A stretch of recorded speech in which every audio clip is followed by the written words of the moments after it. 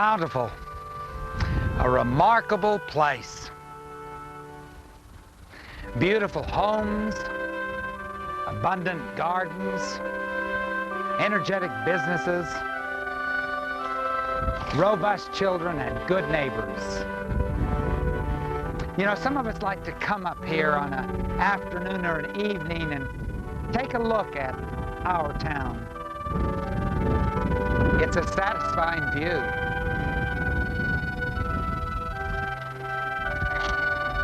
One of our local artists, Lester Lee, had an interesting concept. He wondered what it would have been like in those early days if Peregrine Sessions had the same desire and had come up here to the foothills and taken a look at his town. It would have been quite a different view. No bee on the mountain, no temple being built, no streets, no homes.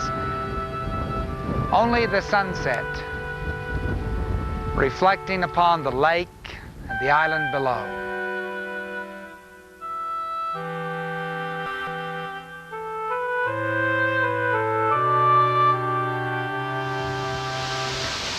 It was only a few months after the Mormon pioneers arrived in the Salt Lake Valley that Brigham Young came to Peregrine Sessions and asked him if he would go up around the corner of the mountain to the north to find a place for the cattle to graze. Well, Peregrine had followed Brigham Young to Utah across the plains so he could certainly go around the mountain. And he came out here, not up to the foothills. He came down there, down more in the center of the valley, to the place where is now approximately 2nd west and 2nd north. This was about the beginning of Bountiful. Peregrine's home the first winter was behind the church in the parking lot. The first church ever built was just a couple blocks to the north. And in this area, there were all sorts of Sessions homes, the tavern, Patty Sessions' home, Lucina's home, and others. Somewhere around here was the place where Peregrine spent the first winter in Bountiful. About 20 years ago, his son Heber brought some people to this location and said that, to his recollection, this was the location of that first home. Of course, I don't know if I really should call it a home. After all, Peregrine and his wife Lucina spent the first winter in a dugout. The terrain has changed a lot since then. Apparently a dry creek bed came right along through here, and in the side of that creek they hollowed out a room to live in.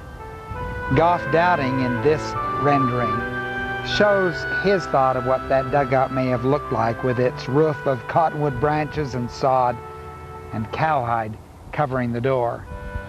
Lucina explained that she kept a waist-high dog tied to the door to help keep Indians away. Peregrine and his wife must have been sturdy people. Of course, it was because of Peregrine that in the early days, the emerging town was known as Sessions Settlement. Back here on 2nd West is where the Sessions family built a home. It was a sort of community center, too. The Pony Express used to come along this road and leave mail here. The Sessions family would put the mail out on the table, and then folks would come by and rummage through it to find their mail. In the picture, you'll see Sessions Tavern portrayed. You can see Peregrine, a couple of his wives, some of the family, sitting in front of what they called the old Sessions Tavern. Of course, this roadway became the main street of really early Bountiful. They called it the County Road. And folks coming out from Salt Lake City would go on up to the north end of the county out on this road. It also became the site of the old Bountiful Wall. Harangued by Indians, the pioneers decided to build a fortress. The wall went along here, along this street. It was to go up 5th South, along 4th East, down 4th North, and back on 2nd West. 12 feet tall, 6 feet wide at the base, 2 feet at the top, made of dirt. It would provide protection for Bountiful. Here at the corner of 1st North and 2nd West, we're standing by one of Peregrine Sessions' homes.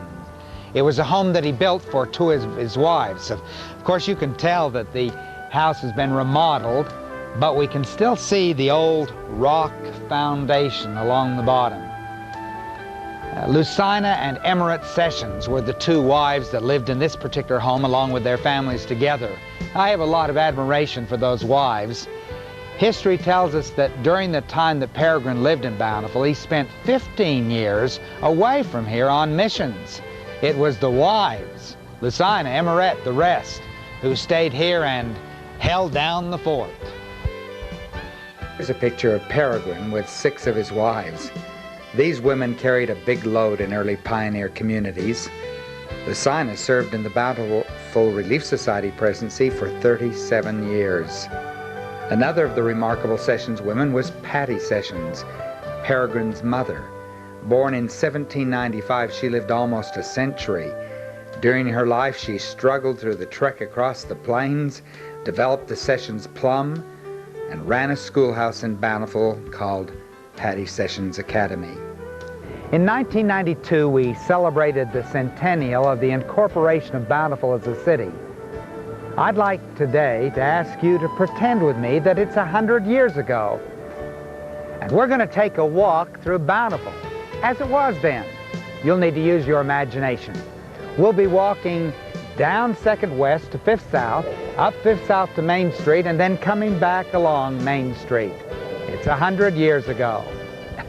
One thing though, no automobiles allowed on this trip. You can walk along with me, or if you'd like to take your bicycle, that'd be fine too. Bicycles were very popular in 1892. There's an interesting article in the Davis County Clipper about that time. In the article, they talk about how there were 9 bicycles in the town of Farmington. Imagine, 9 bicycles. And there were probably a similar amount here in Bountiful. So get on your bicycle and let's go. We're standing here at the corner of 1st South and 2nd West now in front of the Bountiful Power Building. Standing here reminds me of the old railroad that used to go along 2nd West along the side of the county road. That railroad arrived in Bountiful in 1892, 100 years ago. It was called the Dummy. And the railroad station was located right here. In fact, through a variety of remodelings and changes, this was the building that passengers waited for the train. The Dummy was an unusual train. It came from Salt Lake City and only came to Bountiful in 1892. By 1896, it went on up to Farmington, where Lagoon had been started. Came at 20 miles per hour. There were about 2 or 3 rides a day, trains came by a day, and the last one is at 7 o'clock p.m. So if you ever made the mistake of staying beyond 7 o'clock, then young suitors who'd come to Bountiful to find their girlfriend had to walk back to town or find a ride with somebody else. Some people wonder why the train was called the Dummy. The trains had been purchased and brought here from Brooklyn. They were wooden trains, and one of the unusual features was that the engine, a steam engine, had a wooden box around it so that it looked just like the passenger cars. There didn't look like there was an engine. There was, nevertheless, a steam one. Hence, it was called the Dummy. Sometimes sparks, cinders from that fire in the steam engine would come out and fall upon the passengers and burn holes in their clothing. The train continued through here for many years, later becoming known as the Bamberger. There were a lot of people who rode the Bamberger up to Davis High School. It was the bus transportation for a lot of years, and many folks in the community can remember that experience. The train continued until 1952, when it was discontinued.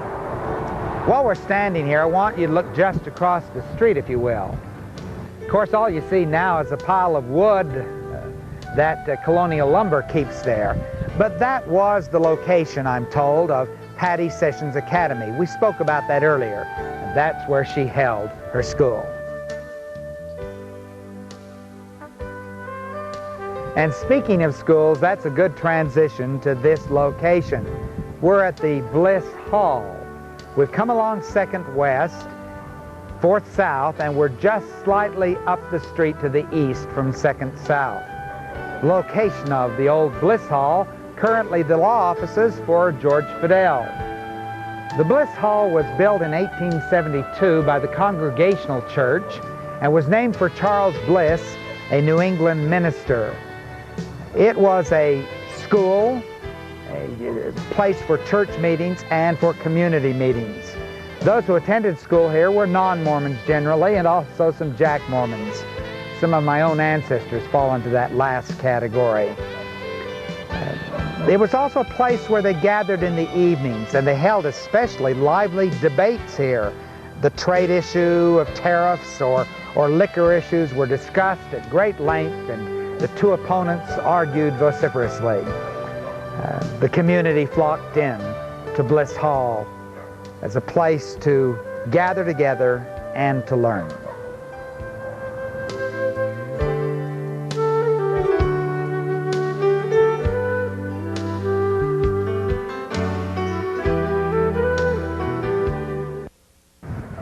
We're standing here at the corner of 2nd West and 5th South, one of Bountiful's busiest intersections now, and a busy intersection in 1892. Of course, it had been the location where the old wall had come down and then turned north, or turned rather east, to go up 5th South. At this location in 1892 was the tithing yard. On that northeast corner, members of the Mormon Church brought their chickens and wheat and various goods to pay tithing, which was then distributed to the poor. Later on, that location became a baseball diamond, and local teams played exciting and well-contested games. On this side of the intersection, the southwest corner, we're standing on the location of the old Hales Hall. Hales Hall was truly the social center of Bountiful in the 1880s and 1890s, a place where the folks from South and West and East Bountiful all came to dance, to roller skate, and to involve themselves in a variety of social activities. Stephen Hales, and his wife Jane Alice had constructed a home on this corner. At first they had the post office, and from their front porch people came to pick up their mail who lived in the Bountiful area. But Stephen decided that he could expand his home, build on a hall which would become a social center. And that he did, and it became Hales Hall, which during the 1880s was an exciting place. Among their most exciting activities were dances. Masquerade balls were their specialties, and folks from throughout Bountiful would come dressed as Tom Thumb and his wife, or an old Indian, or some pioneer, or Columbus, show their marvelous costume and compete for prizes that were given at the Hales Hall. They danced the quadrille, and they even roller skated in Hales Hall. Stephen Hales was an artistic person. His artwork even went so far as to be exhibited in the Chicago Fair of the 1890s. And he painted beautiful murals that became the curtain for the stage where plays like Uncle Tom's Cabin and others were presented. The community flocked to Hales Hall and listened to phrenologists talk about the bumps on their heads. As for Jane Alice, she did a lot of the work, made the ice cream that people ate in Hales Gardens, and she served oyster suppers to the players at midnight after the show was over. It was a center that people loved to come to, although it must also be said that some members of the community thought it was just a touch shady. A little bit of a detour from the original route I told you. We've come up from 2nd West and up to Main Street, but instead of stopping right there at the corner of 5th South and Main, I brought us down to about 9th, 10th South to the City Hall complex, a place that we can talk for a minute about some of the changes that were happening in 1890 and 1892 to early Bountiful. Change really was the mode of that particular decade. In 1896, for instance, 2 electric companies were set up in Bountiful. Electricity was coming and making its impact. The telephone had come to Bountiful. The east of Antelope Island explains that in 1883 there was actually the Rocky Mountain Bell Company with telephones in West Bountiful. It was in 1876 that Alexander Bell had shown his telephone at the exposition. But telephone, electricity, all of these changes were happening to make it a new and modern world. Of course, this was also a period of social change. Bountiful Mormons had been, many of them, polygamists. The bishop, Chester Call, was a polygamist. I've already explained how Peregrine Sessions was a polygamist. During the 1880s, the federal government passed legislation, the Edmunds-Tucker Law, which prohibited polygamy. And so federal marshals came into the town seeking the polygamist. On one occasion, they circled the tabernacle while state conference was going on, trying to catch the polygamist. During the night, they made raids to try and find the polygamist. But by 1890, President Wilford Woodruff had issued the manifesto, and polygamy officially ceased. Great social change was going on. Besides that, of course, there was change in government, too. Here at the City Hall Center, I think of 1892, in the winter of the year, December, when Bountiful was incorporated as a city, the centennial of which we observe. Joseph Lamoni Holbrook was the new mayor. Joseph Mabee, the marshal, the town constable. Jed Stringham was the city treasurer. On screen, you see a certificate from 1892 indicating that one of those officials was officially appointed. It was a period of great change. Among the changes was the fact that now Main Street really was the Main Street. But before we go up Main Street, I'd like to take a little further detour, and let's drop by the Heber C. Kimball Grist Mill. Our detour has now taken us to the corner of Mill Street and Orchard Drive to the side of the Heber C. Kimball Grist Mill. I'm standing in the middle of the old foundation of that mill. It, of course, is one of the wonderfully preserved things we have in the community, or at least the foundation's preserved. And a lot of memories come back here. The grist mill was the place where they produced flour, built by Heber C. Kimball of the first presidency of the LDS Church. It was run by people like Daniel Davis.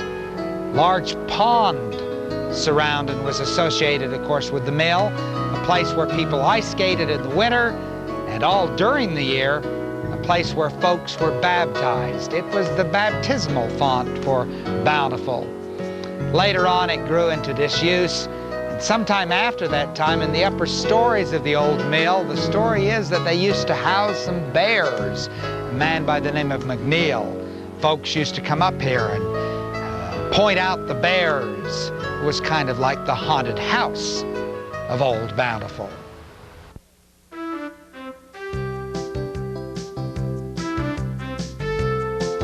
We've now returned from our detour back to the main route we were to follow. 5th South and Main Street is the location of this home, the Esther Mabee Sessions home. She was the 8th and last wife of Peregrine Sessions. By her, he had 10 children. In 1890, he built this home for her. That was just 3 years before he died. And Esther and her 10 children lived here. One of those children was Alvin Sessions. We always referred to him as Colonel Alvin Sessions, and he in 1938 remodeled the home. It is, and was then, a lovely home. Since, of course, it has been remodeled and turned into offices. On screen, you can see a picture from earlier times of the Esther Mabee Sessions home that Peregrine built. That's some of the family in front of the home.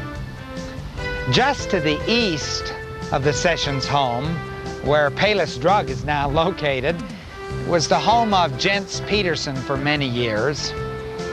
I like to mention Gents because Gents was a real tradition in Bountiful history. He arrived in Bountiful in the 1890s. He'd come from Denmark, first to Salt Lake and then settled in Bountiful. He was a peddler. He sold oranges and shoelaces and pencils. The Davis County Clipper calls him the genial peddler of lace. And his cart could be seen going through Bountiful many times for over a half a century. From door to door as an old man he went selling his wares. Some people even referred to him as one of the three Nephites. We're standing now at the corner of Main Street and 2nd South here in Bountiful in front of the Bountiful Lumber. Bountiful Lumber's been around for a long time. In the 1890s, there was considerable talk in the community about the need for a lumber yard to deal with the construction. Stephen Hales, that you've already met, and others were involved in discussions to try and raise money to start the lumber yard. The ball finally rested with Levi Haywood, who established a lumber yard at this site. And although it's changed hands over the years, there's always been some sort of Bountiful Lumber right here. Just to the north of the Bountiful Lumber was Lamoni Call's home. Lamoni Call was an inventive and creative person, invented all sorts of things, and among them, he started the Davis County Clipper. He met John Staley one day, and John Staley had a college education and $465. And with that money and that education, he joined Lamoni Call with his press, and together they produced the Davis County Clipper, a document that's been recording history in Bountiful for over 100 years, a remarkable newspaper. They called it the Davis County Clipper because they said it published clippings. Just across the street from Bountiful Lumber is Carr Stationery. If you look beyond the front facade over the top of the building, you can see the eaves of a home. That was the Stringham home. Also built in the 1890s, it was the home of Jed and Isabel Stringham. We've brought you around now behind Carr Stationery to the little kind of alley behind, and you can still see much of the structure of the old Stringham home. Carr's uses the home as an extension of the back of their offices today. Jed Stringham was active in community and church affairs in Bountiful in the 1890s. First a treasurer and later mayor of the Bountiful area. He was also, during the 1890s, manager of the Bountiful Cooperative Mercantile, the main store in Bountiful. His wife Isabel took care of the 10 children and took care of them herself while sewing dresses when her husband left for a 2-year mission to England. When he came back from England, he started a store of his own, known as the Stringham Store. It was on the front location of 2nd South and Main Street. We're standing now here at the site of Stoker School. Of course, today we know it as the Bountiful University of Utah Center. It was constructed in 1904 after the period of time of our tour, but reminds us of all those early schools, for there were schools all throughout the Bountiful community. Hannah Holbrook is often regarded as the first teacher in Bountiful, and she was teaching in 1848. Goff Dowding has done a pencil sketch of what Hannah Holbrook's first Wickiup school may have looked like. Clear at the bottom of 15th South by the Jordan River, it was the place where young scholars drove their cattle down to graze, went to school, and then came back. There were a number of one-room schools around the location. The Bountiful South School is a sample pictured here. It was built in 1892. This picture taken in 1937. The Bountiful Central School was located where we have today Stoker School. One of the teachers at the Stoker School was Charles Mabey. Charles Mabey was a dashing and handsome and brilliant young teacher, a bachelor. Many of the young girls, I think, looked at him fondly. He knew Latin well and told the stories from classical mythology with great excitement. He later became a hero in the Spanish-American War and even later the governor of the state of Utah. On this same block where the Stringham home was located and also the Stoker School, the Central School before that, a jail was also located and the Relief Society Hall. Built by the sisters, it was a place for them to hold their meetings themselves, although it was also used for a variety of other community functions. Later on, and during the 1890s, the Thurgood ice cream parlor was a popular place. During those hot July days, people would gather into the Thurgood parlor and wait for her ice cream to freeze. Sometimes they couldn't wait long enough and they ate it while it was soft. Here we are at the Bountiful Tabernacle. Certainly it has to be considered the heart of the Bountiful community and has been for well over 100 years. When the Mormon pioneers first came to Bountiful, Peregrine Sessions and others, they built a log house which they had as their chapel, their meeting place, their community center for a number of years. It was located at 2nd West and 4th North. But by 1857, the desire to have a better structure was strong, and in that year they broke ground for the Bountiful Tabernacle. The following year, 1858, was the year of the Utah War. Johnson Army was coming through, and the saints were terrified of what might take place. They covered over the foundations that had been constructed of the new tabernacle and deserted the town. When the Utah War failed to materialize, they returned to the community, took the dirt off the foundations, and continued construction. It was completed in 1863. During all of that time, Brigham Young was very much interested in the construction of this tabernacle and oversaw much of the activity that went on here, arranging for Daniel Wegeland, a Norwegian convert, to do the marvelous mural that was at the front of the chapel, a bust of Joseph Smith. Roseanne Peterson, local artist, has drawn a picture of that early tabernacle as she perceives it, with some children posed out front and the fence that apparently did go around the tabernacle block for a period of time. Over the years, of course, the tabernacle has been remodeled on a variety of occasions. We can see that right now they're in the middle of restuccoing it, and its white color is gray. I suspect it'll turn back to white shortly. A number of people are familiar names that we associate with the Bountiful Tabernacle. People like Bishop John Stoker, who served for many years, or Bishop Chester Call. It was Chester Call who was on the hideout from the Marshals because of his polygamy activity in the 1880s. Thomas Briggs is a church figure that I find quite remarkable. He had a wooden leg. He later became the patriarch. But while Chester Call was running from the Marshals, Thomas Briggs took over the ecclesiastical responsibilities of the Bountiful Tabernacle. And he took food to the poor, taught the Aaronic priesthood, and was a rather inspiring figure, as many were. It's a remarkable building. A lot of remarkable people have worshiped in that remarkable building. Across the street from the Bountiful Tabernacle, there is today, in 1993, a vacant lot. Soon the new Bountiful Post Office will be constructed there. But in 1892, that was the site of the Bountiful Cooperative Mercantile. It was the main store of Bountiful. It had been there for a number of years, and it was the place where people got supplies of all sort, food of all sort. It was a place to purchase almost anything. In the picture, you'll see Jed Stringham on the wheel of a wagon in front of the co-op, also Chauncey Sessions and Mr. Buckland, who are in front of the place. Right next to the Bountiful Cooperative Mercantile was the Bountiful Meat Market. It was Henry Garrett's establishment. We're now continuing our walk down Main Street. Just past Center Street, on the east side of the street, somewhere in this location, is where Alma Hardy had his photo studio. Alma Hardy was the photographer of the period of time, and you can see in this picture that he's taken 4 typical Bountiful girls with the Alma Hardy inscription at the bottom.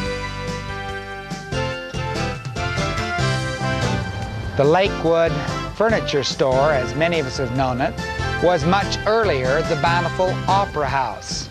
We're just a little further north down the street from where Alma Hardy's photo studio would have been. The Opera House apparently was a magnificent building. Some sources and plaques indicate it was built in the 1869s, but I believe that is an error. It was constructed around the early 1890s. It was a building with a large staircase leading upstairs, multi-storied, one floor entirely a hardwood floor surface where they danced, theater place where they put on plays of various sorts. It was a rather remarkable building. Stores were on the bottom level, and the Bountiful Post Office was there for a period of time. In the mid-1890s, when the Spanish-American War was threatening, the National Guard held their drills in preparation here in the Bountiful Opera House. Just down the street beyond the Bountiful Opera House was the location of the Edward Thomas Furniture Store.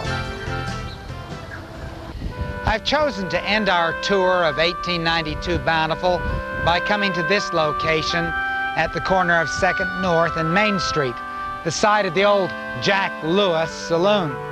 We could continue on down the street. If we went to the end of 4th North, we'd arrive at the location of Newton Tuttle's home, built in 1856, or we could turn up 4th North and go up to Orchard Drive and 4th East, where we would run into the old Boynton store.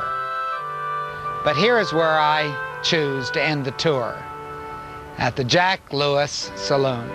An interesting structure. It was built in 1885 and was the place when many people in town liked to come over here to get a drink. It was also a hotel. On the top floor of the 3 stories, there were rooms. On the middle floor, the lobby and dining room, and in the basement, the saloon. The reason I like to make this my conclusion is by asking you to look along here at the foundation.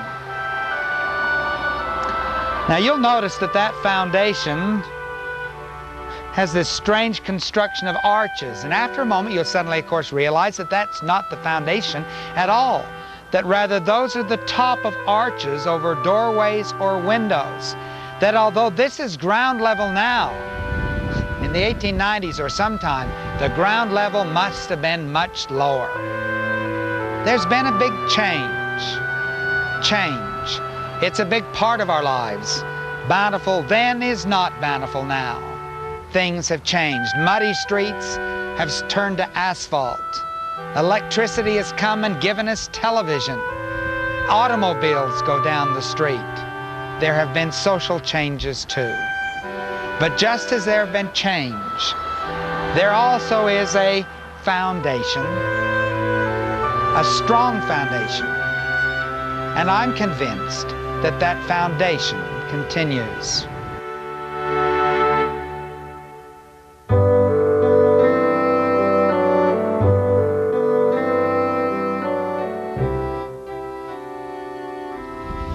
You know, I don't believe that's the end of change for Bountiful either.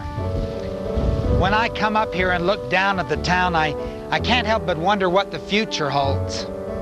What will the transportation system of the next decade or the next century be? What social changes are just over the horizon? But the foundation will remain the same. Good people, strong values, and a bright future, I believe, for Bountiful.